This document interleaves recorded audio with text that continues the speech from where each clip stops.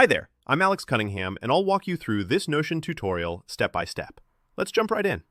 Want to supercharge your productivity in Notion, but not sure how to quickly bring in those amazing templates you see online?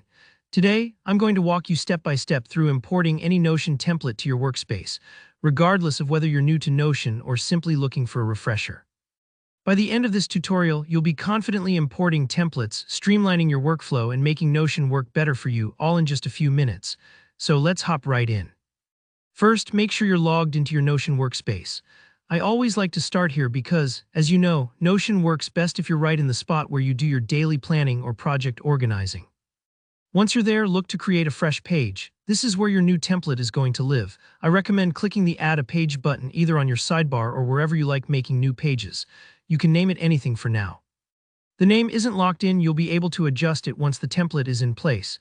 Now with your new page created, you'll notice at the bottom, or sometimes at the side of the window, a section labeled Templates. It's easy to miss if you're new to Notion, but it's a powerful feature. Think of this button like a catalog to a huge library of pre-made templates. Go ahead and click Templates. This opens up a selection panel with categories ranging from meeting notes to habit trackers and so much more. At this point, you might be hunting for a specific kind of template. Maybe it's for tracking invites, managing your personal goals, or setting up a content calendar. The quickest way to find what you're after is to use the template search bar. In the search field, type the name of the template you want, let's say invite as an example. Notion will automatically filter relevant templates, saving you time scrolling. While browsing the list, here's something important to keep in mind. You'll see little labels to the right of each template. These could say things like free or paid, depending on the template's accessibility.